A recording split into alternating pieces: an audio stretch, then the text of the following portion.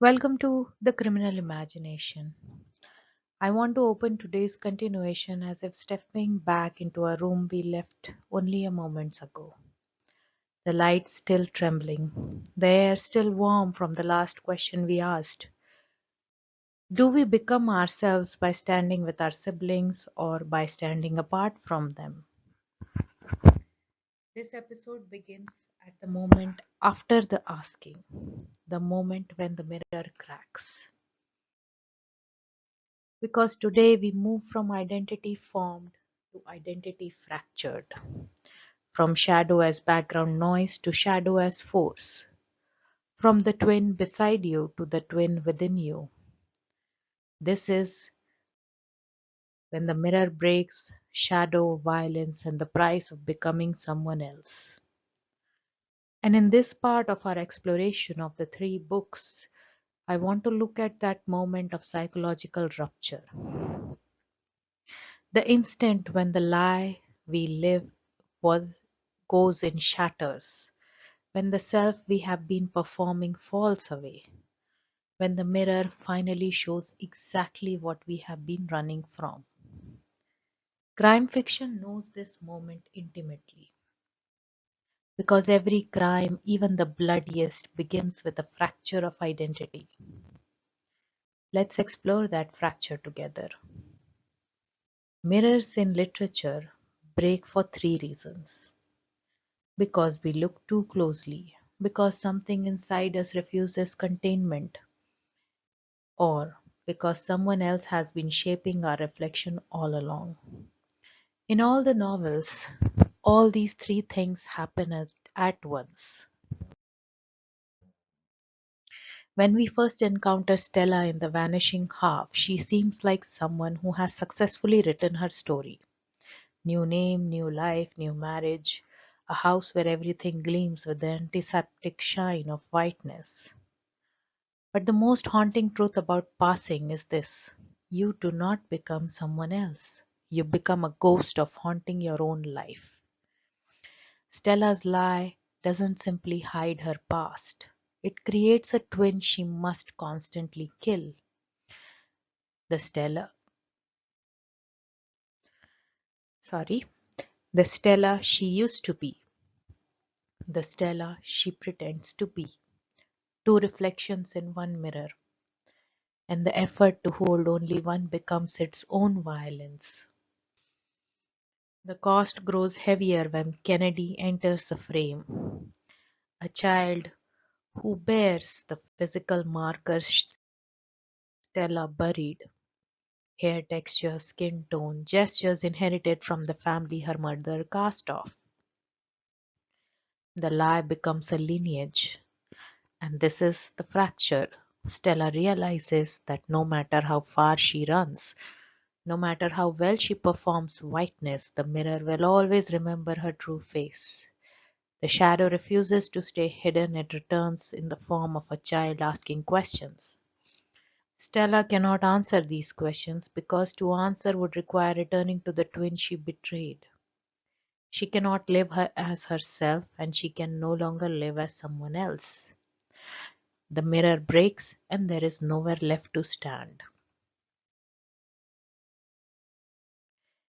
If Stella's fracture is gradual, Frank's is explosive.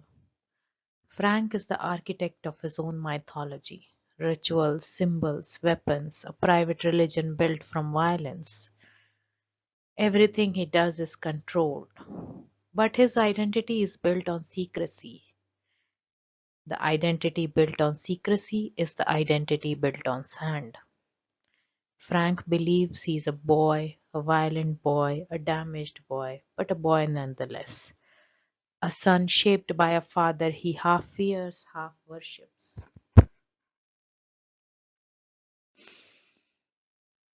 And then comes the revelation that detonates everything. Frank is not the boy he believes he is. His father made sure of that. The shadow here is not inherited, it is engineered. Frank's gender, his sense of self, his violence, all of it cultivated by a parent who saw a child not as a person but as an experiment. The familial shadow is not emotional, it's surgical. Frank has built an entire reality around controlling the world only to discover that his own body was controlled before he even had language. The twin self he believed in, the masculine identity he forged through cruelty, becomes uninhabitable. And when this reflection dissolves, who is left? His identity collapses when the shadow becomes undeniable. And the result is not resolution, it is existential freefall. If Stella's collapse is cultural and Frank's collapse is biological, then Christine's collapse in the bad seed is ancestral. Her horror is not external discovery but internal recognition. Christine realizes that her daughter Rhoda, precise, polite, perfect Rhoda, is not a mystery to be solved but a prophecy fulfilled. Her breakdown comes from one unbearable truth. She is my child, but she is not my reflection. We expect children to mirror us, but Rhoda mirrors something older. The bloodline's shadow, the cruelty Christine fears she might have inherited but never embodied. A mother can explain environmental damage. She can explain trauma. She can explain fear, but she cannot explain a child born without conscience. Christine cannot disown Rhoda without disowning herself, and this paradox breaks her. Where Stella is fractured by erasure and Frank is fractured by deception, Christine is fractured by recognition. Her shadow refuses to stay theoretical. It demands blood. It demands acknowledgement. It demands her sanity. Across these narratives, the pattern is unmistakable. Identity collapses when a lie becomes too heavy to hold. A truth becomes too sharp to swallow. A child becomes the mirror a parent cannot face. A body reveals what a mind has denied. A twin self returns, uninvited, unstoppable. Crime fiction thrives on broken mirrors because that is where character becomes most human. Not in stability, not in clarity, but in fracture. The shadow does not stay where we put it.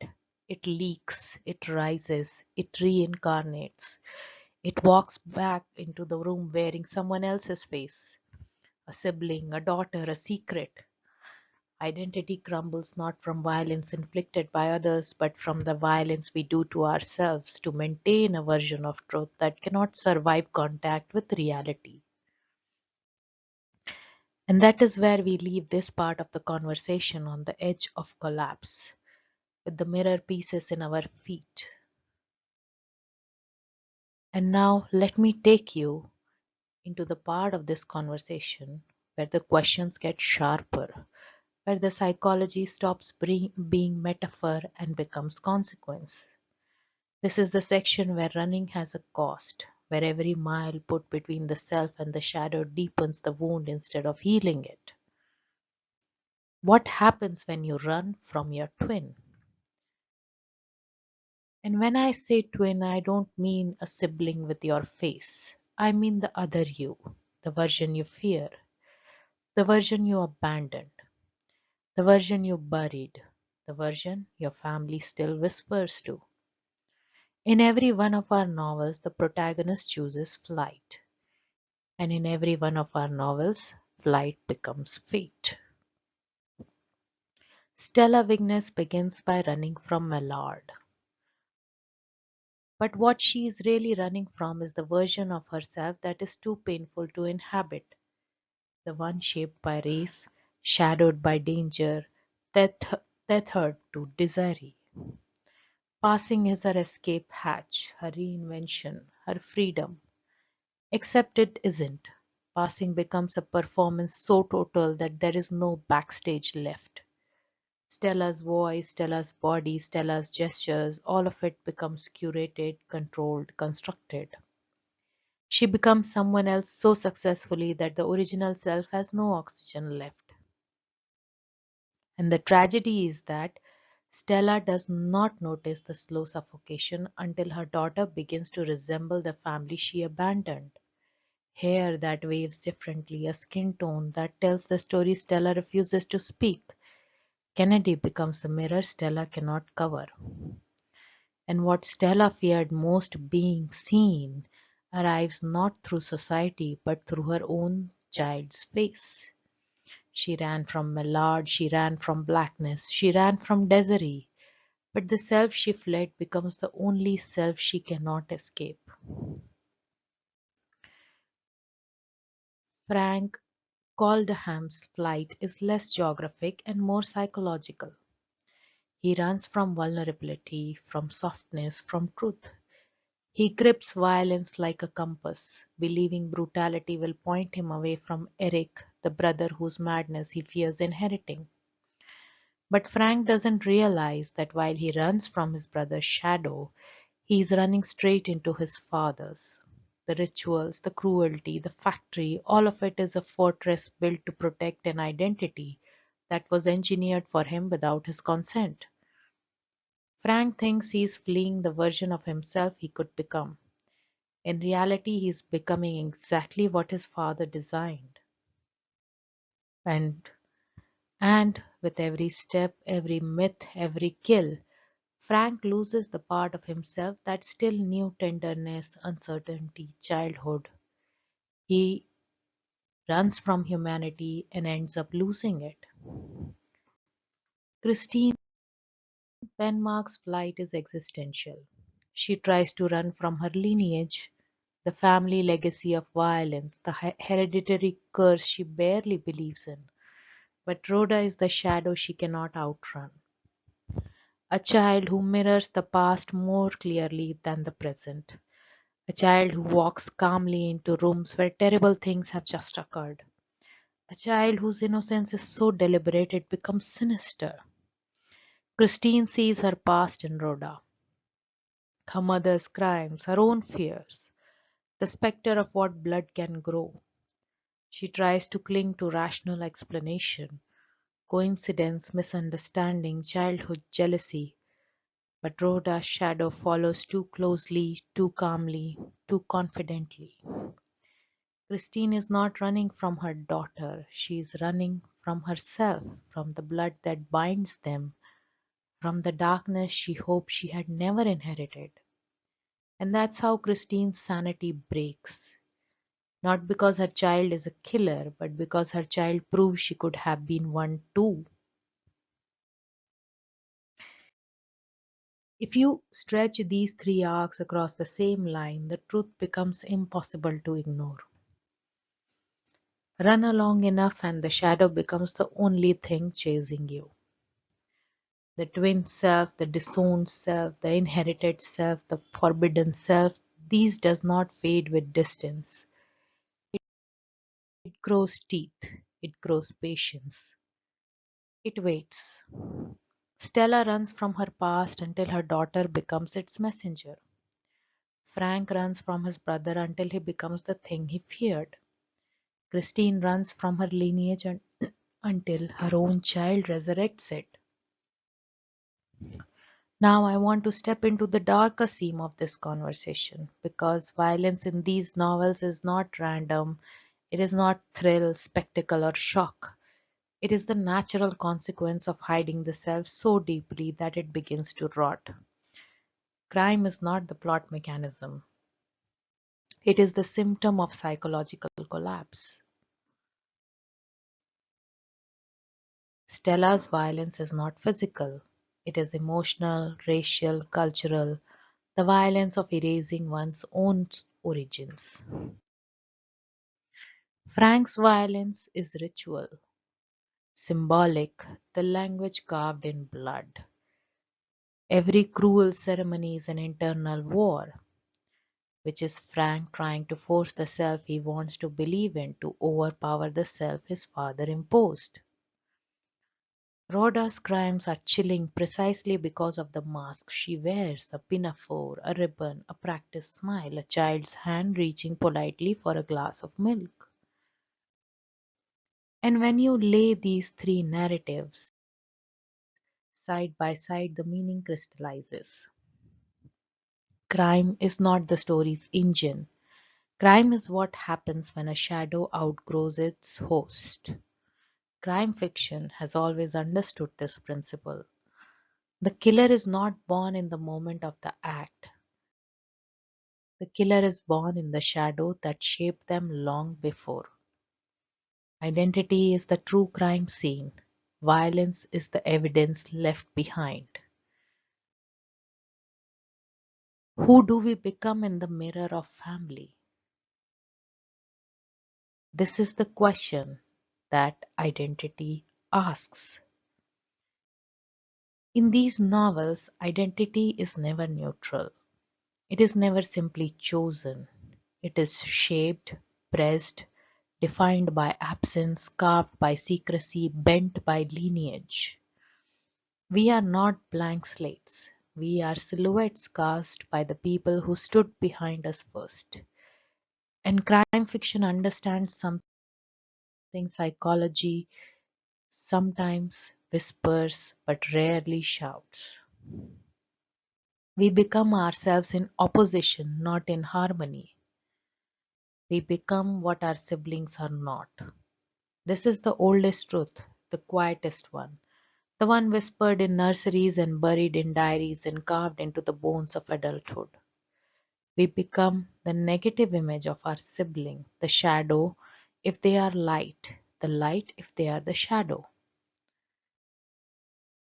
Siblings do not shape each other through love or rivalry, but through contrast. Twins, siblings, reflections, they shape identity through opposition, an unconscious choreography. If you are that, I must be something else. We become the family's unspoken fears. Families often hide their deepest truths, and children absorb those secrets like groundwater. A family's fear becomes the child's compass. Children in the family become the shape of what the family cannot face. If the family fears violence, the child becomes violent. If the family fears truth, the child becomes a keeper of secrets. If the family fears madness, the child invents rituals to ward it off. Fear in these novels is not an emotion, it is a sculptor. We become the shadow they cast on us. This is the part crime fiction understands better than any psychological textbook. Identity is rarely self made, it is cast, projected, imposed. In every book, the characters do not become themselves, they become the projections of their family stories. What is suppressed becomes shadow. What is shadow becomes destiny. The mirror doesn't reflect who we are, it reflects who our family believes we are. And we have an option to either accept the reflection or break it. And thus, we become the version of ourselves we invent to survive. This is the most human truth of it all. Survival requires performance. Different masks for different rooms, different selves for different dangers. Stella invites whiteness, Frank invents masculinity, Rhoda invents innocence. These inventions are not frivolous, they are armor.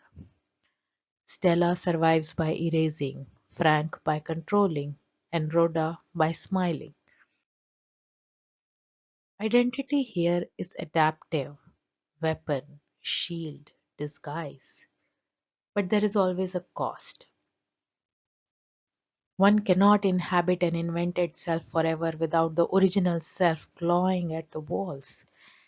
And that moment, that collision is where each novel burns the brightest. And each book brings that to us. We become the opposite of the person who shares our face. Stella becomes whiteness because Desiree stays in blackness. Desiree becomes stability because Stella becomes fantasy.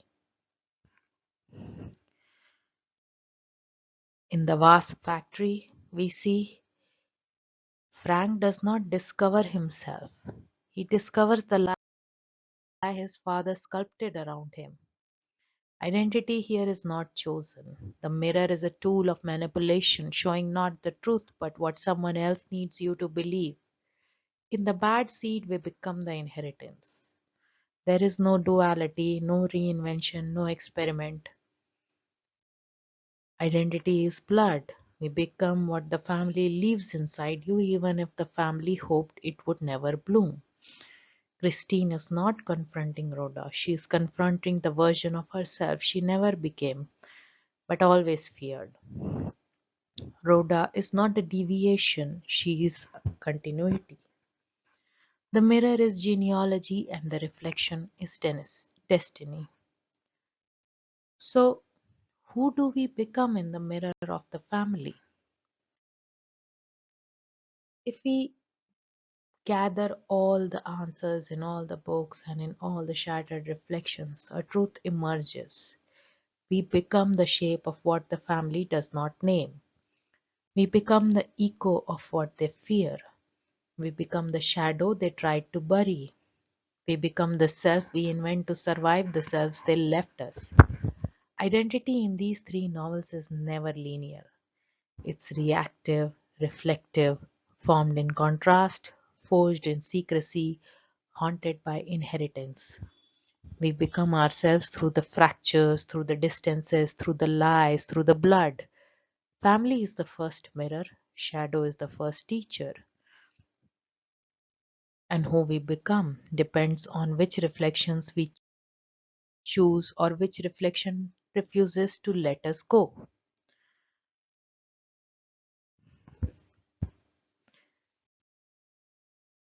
The mirrors we have walked past today in these three novels, after all the shadows we have touched, there is a single truth that rises like a pulse from the floorboards. Every family is a house of mirrors. Some of us find ourselves, some of us lose ourselves, and some of us becomes the shadow on the other side of the glass. It is a sentence that has followed me through every page of these novels, through every fracture in identity, through every attempt these characters make to escape the selves their family handed them. No matter how fast Stella walks, how many rituals Frank builds, or how deep Christine buries her fear, each one ends up staring into a mirror they did not choose, and the reflection looking back at them is never what they expect. Some mirrors end up distorting us until we become unrecognizable. Some mirrors split us until we live in halves. Some mirrors hide us from ourselves so effectively that when we finally see the truth, it shatters everything we believed we were. But every mirror, no matter how cracked, tells a story. And crime fiction, perhaps more than any other genre, understands that identity is the first crime scene. Before the body, before the motive, before the act, the fracture begins in childhood. In the way we are mirrored back to ourselves in the shadows cast by siblings, secrets, parents, and bloodlines. Which brings me to you a quiet question to carry with you like a folded note in your pocket. Who is your mirror self? The one shaped by your family, the one shaped against them, the one you lost, or the one you became to survive? When you think of your own life, your own childhood, your own family's hidden script, do you see the self you choose or the self reflected into being? There is no right answer. There is only honesty. And honesty, like a mirror, does not offer comfort, it offers clarity. Before I step away, let me tell you where we are heading next, because our descent into shadow is nowhere near complete. We will talk about reconstruction, the way characters try to live with the truth after it has torn them open. Next time, we will ask what happens when the shadow returns for what it's owed, when the lie can no longer hold, when the mirror demands payment. For now, I want to leave you with the dim, resonant quiet of this thought. Every family is a house of mirrors. Some of us find ourselves, some of us lose ourselves, and some of us, without meaning to, without wanting to, become the shadow waiting on the other side of the glass. I see you in the next episode with a new set of books. This has been The Criminal Imagination. Thank you for listening.